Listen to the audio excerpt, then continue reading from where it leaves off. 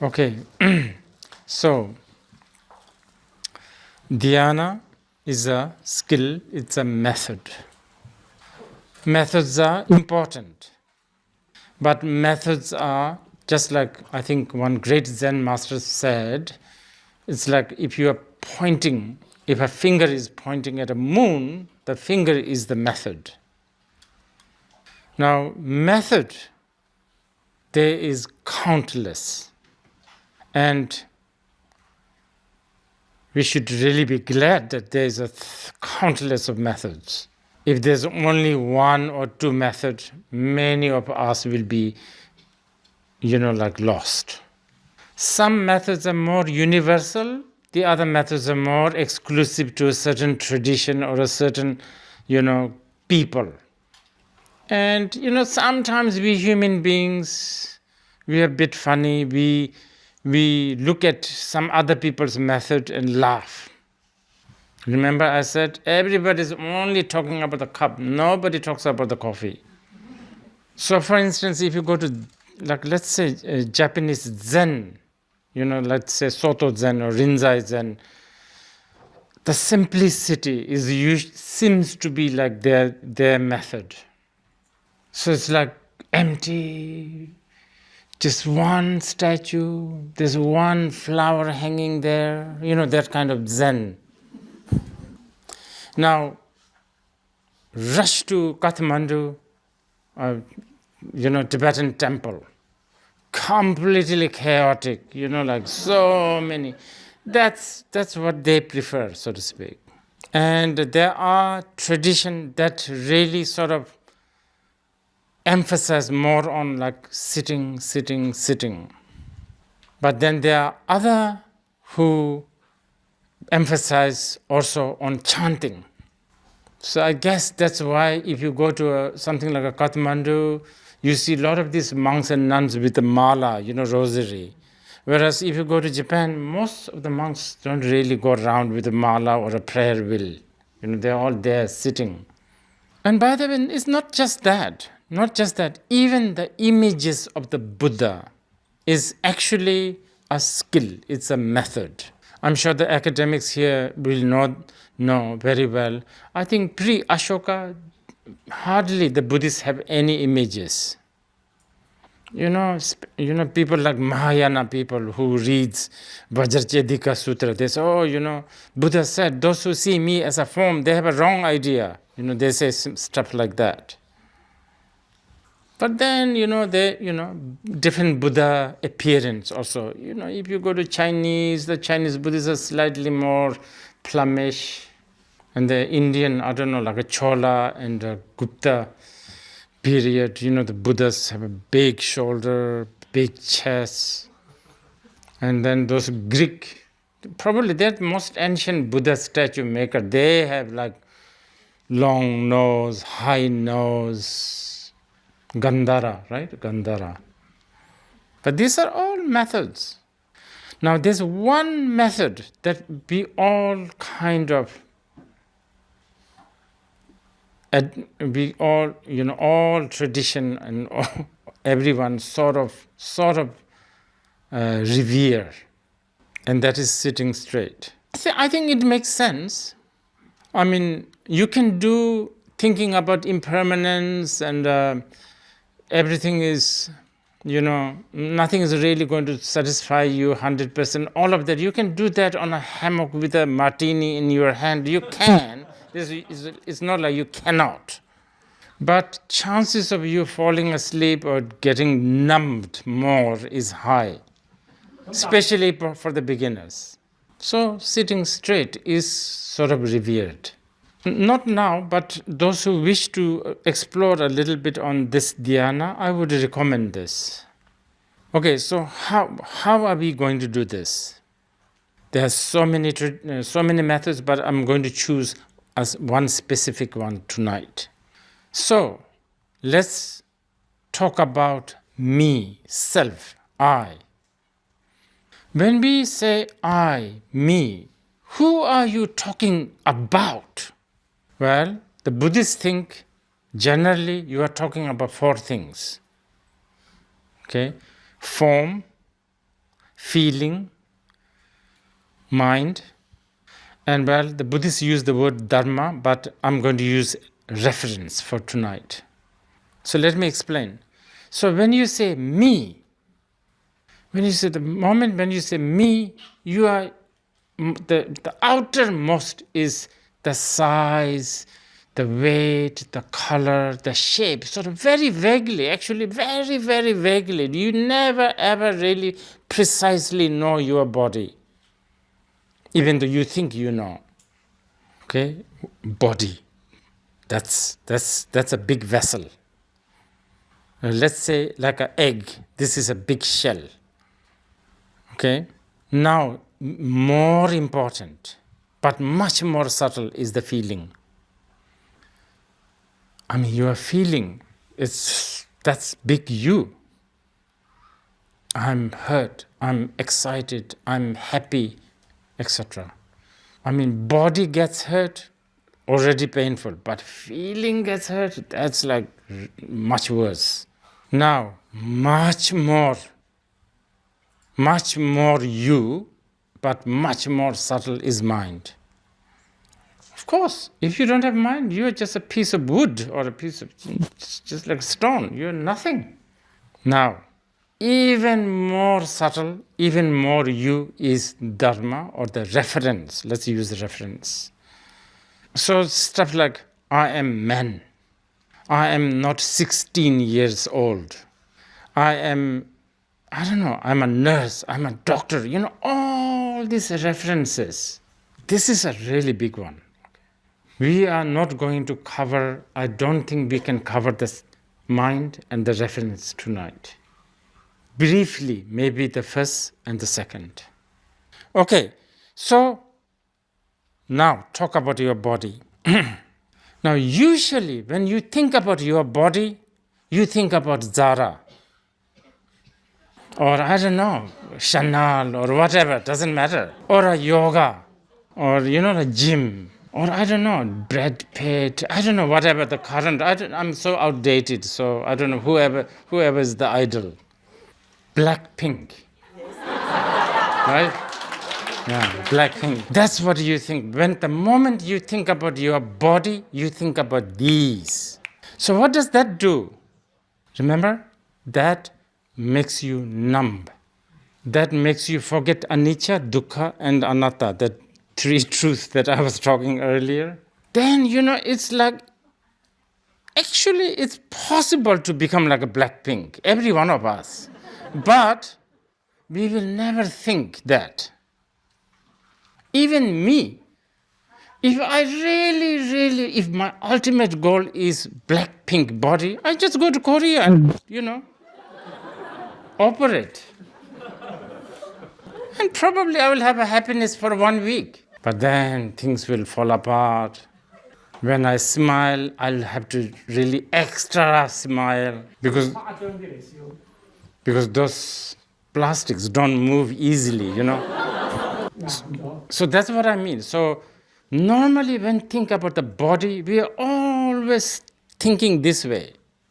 Now, let's use Dhyāna and let's look at your body. But I'm not asking you to look at this body like with a light, without a light, a special way. Nothing, none of that. Light coming, light. I'm not telling you to think of your body in a special way. Just observe your body as it is. Nothing more, nothing less. 1 minute, 2 minutes, 3 minutes every day.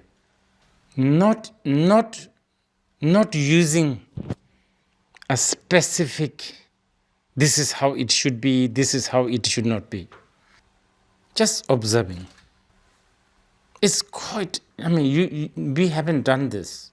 Most of us, we haven't done this.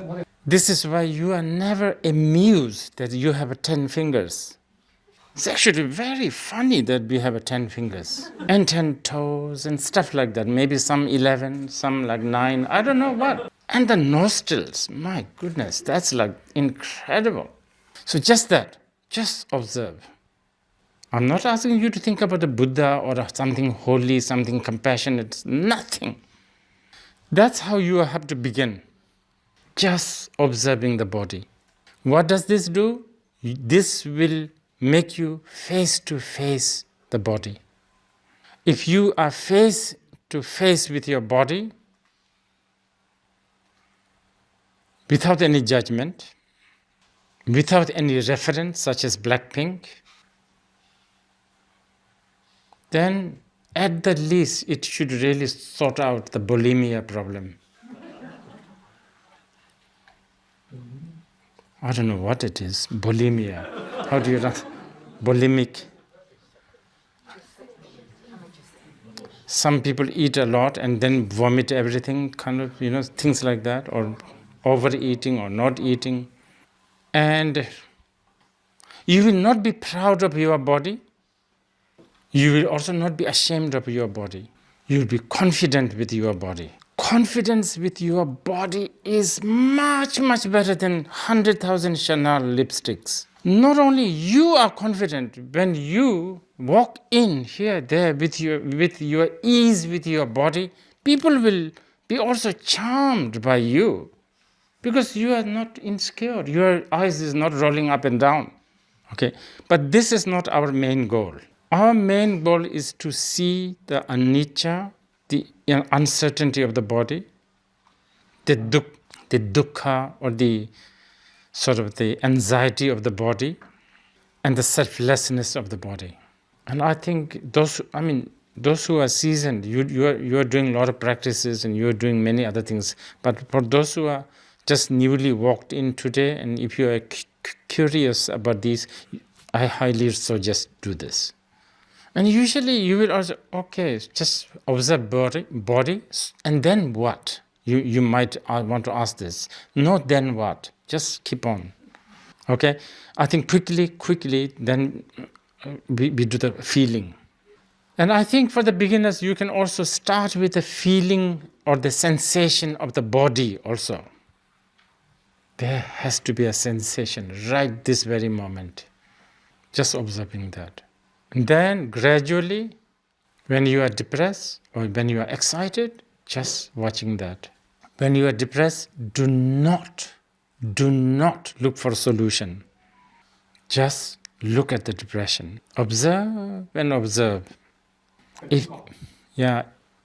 Maybe it will take a few months. And if you just keep on being stubborn and observe, your sadness, depression, anxiety, it will unfold to something. Yeah. Usually when we think about a feeling, then we are always thinking about, like a relationship, social media, some sort of a way to numb. But here is the opposite. Okay. Sorry, it has been really long-winded. Somehow it ended up becoming quite long. I'm going to, I think, wrap this here. I would suggest if those who wants to do it short. I'm talking about 2-3 minutes. Even if you want to impress your friend doing 1 hour, don't do it. Especially if you're a beginner.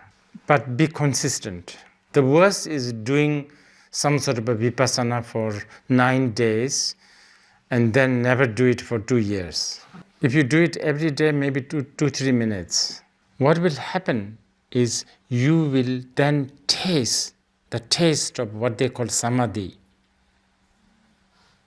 And then once you reach that, you will always be looking for this taste. Moment you have a spare time, you will want to taste that. So I think this is very, very, I was trying to make it more practical, sort of just very brief introduction to Dhyāna. But I want to really tell you this, let's make it a little broader. I will consider those of you here who goes to temple, you do not sit, you do not think about everything what I just said. You offer an incense and think, I like to really actualize Dhyāna. This act, I will consider as a dhyāna.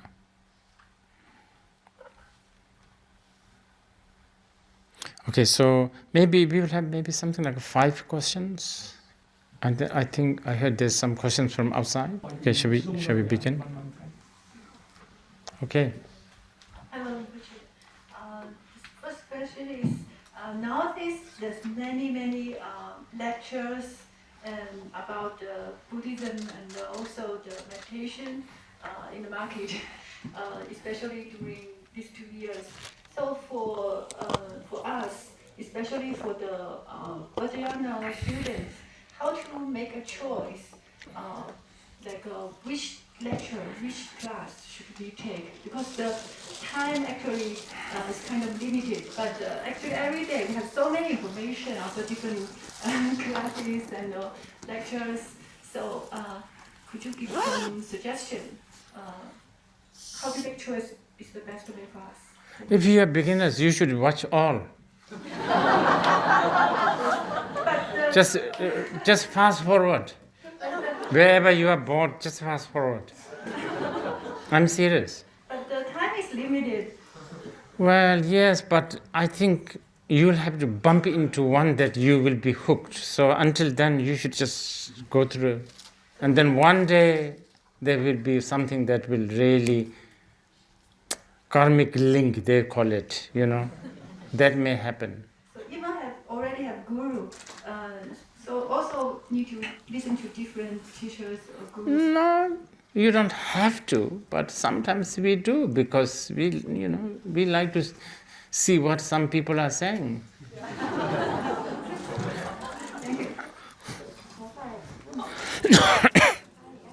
Okay. Okay. Yeah. Whoever has the mic, please. Okay, Rinpoche, thanks for your talking.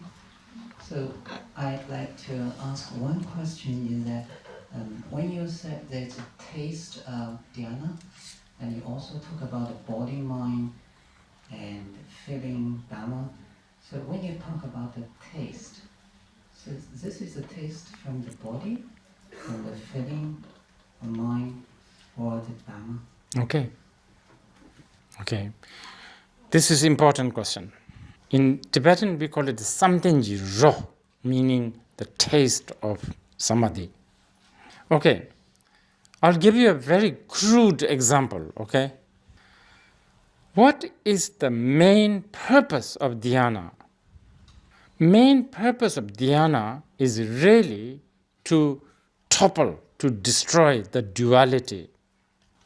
Right, wrong, bad, good, all that. This duality is so tiring and exhausting.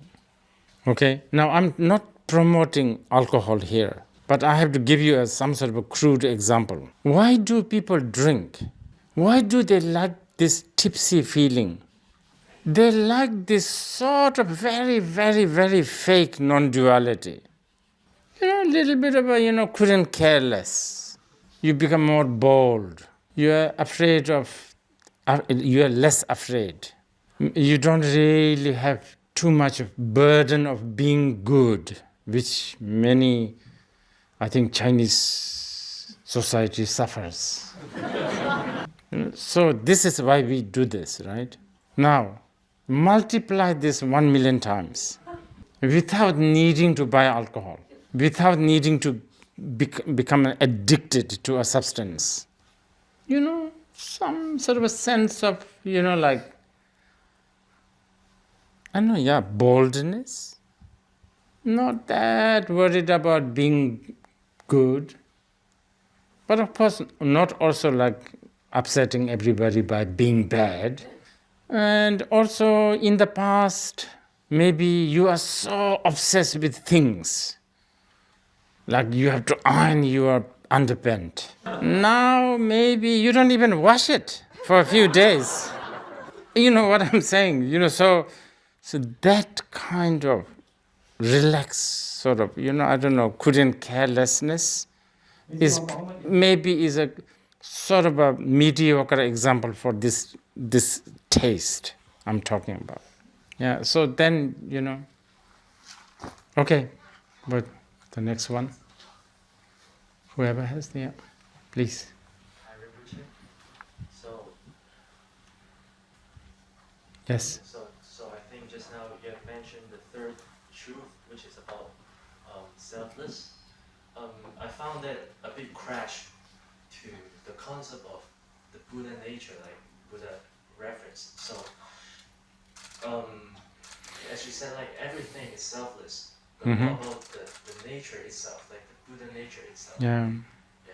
So I just feel a little bit confused. Okay. About that. This is important question again. Yeah. So many extensive study on this. Buddha nature, Tathagata Garbha, is a label. And it's a very, very, very carefully crafted label. So many people involved trying to sort of define this. Okay.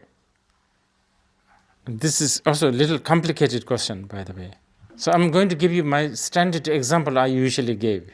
See, like when you are reading Heart Sutra, there's a lot of mention of shunyata. No this, no that, no eyes, no nose, no this, no Buddha, But this no is actually not negation no. Shunya, the word shunya. By the way, the Indians, they're very proud that they came up with the word zero, right? It's very difficult to translate this word shunya. In the Tibetan, they translate it as a tongpa ni. And this tongpa, okay, but ni, this word ni it has everything. So how do you talk about something that is yes and no both together? So it's a bit like this, like a rainbow. It's there, but it's also not there. So there is a scholar called Nagarjuna. Many of you, I'm sure, you have heard. Maybe his commentary is more on it's not there. And Asanga or Maitreya, they're talking about the same thing, the rainbow, but their interpretation is more that it's there. So basically what I'm saying is the Nagarjuna people will use the word shunyata more, and Asanga people will use the Buddha nature more. I mean, Tathagata Garbha more, the word. So it's not really a self. Okay. There are some questions from online Okay. regarding observing our feelings. So you said to observe difficult feelings like depression or anxiety rather than trying to find a solution. So how do we keep afloat and separate ourselves from the experience and prevent ourselves from sinking and spiraling out of control? Are our feelings separate from our mind?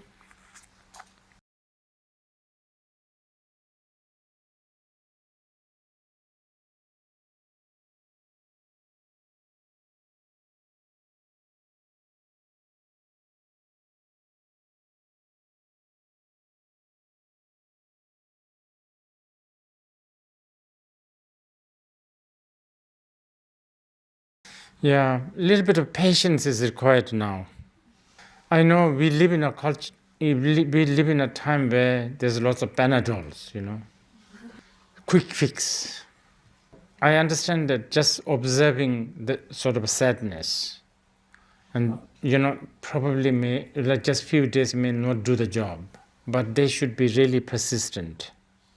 Yes, if they could just put a little more effort in just observing. But when you do just the observing, there are few other obstacles will arise. When you do just the observing, the feeling is still so strong, right? The sadness, the depression is so strong, but you are still observing, and the part of you want to just fix it. That is one of the problem. So please try not to fix it. The bigger problem, there's another one.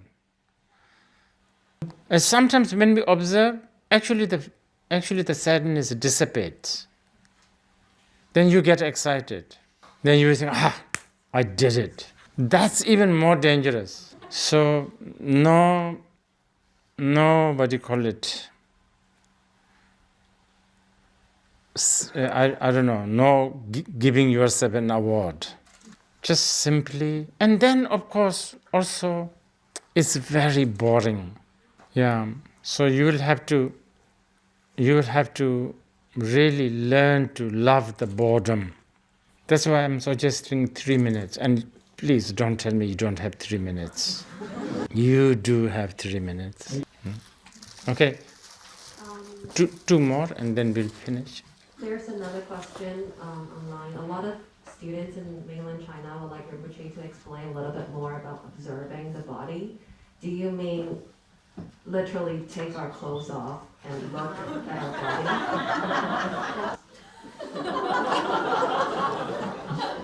That could help, actually. But I think more importantly, just sitting and just acknowledging the body. Okay, whole day today. Today, whole day. How many of you have thought about your body? Tell me. I know you shed many times. I know you drank many times. I know you talked many times. But how many of you have thought about your body? Just for even a minute.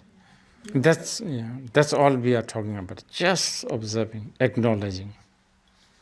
Okay, one more, and then we will end here. Okay. Yes, please.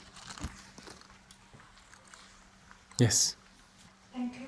I have an important question